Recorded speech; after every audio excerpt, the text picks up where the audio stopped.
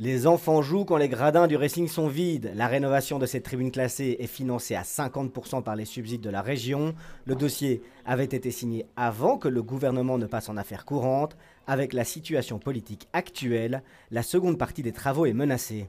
Il y a des petites instabilités, c'est les délais de libération des tranches qu'on ne connaît pas aujourd'hui, qui risquent d'être plus longs que la normale. Et en cas de modification du dossier, alors on ne sait pas à quoi s'attendre. Cette instabilité, elle se ressent dans l'ensemble du secteur de la construction.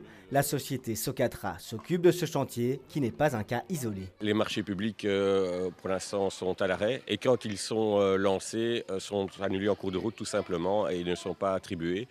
Donc ça pose un gros problème pour les entreprises bruxelloises. Les carnets de commandes se vident à une grande vitesse et c'est un gros problème à court terme. Celui qui est aussi président de la Confédération Construction Bruxelles-Capitale a surtout peur pour l'avenir si la situation perdure. À moyen terme, les sociétés bruxelloises qui le peuvent encore pour garder une partie de leur activité investissent dans les autres régions qui sont très accueillantes.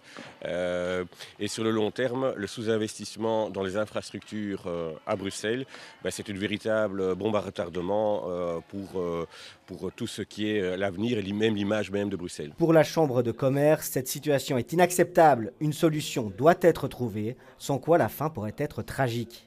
Ça va aller de mal en pire, la confiance va s'éroder, le citoyen perd confiance dans la démocratie, l'entrepreneur n'ayant pas de visibilité arrête d'investir et d'engager, et ça veut dire que la situation budgétaire ne va faire qu'à s'aggraver, puisque c'est les citoyens et les entrepreneurs qui font qu'il y a des impôts qui sont payés. L'urgence est donc totale. Le patron de Bessie espère que les politiques s'entendront pour le 21 juillet, date de la fête nationale.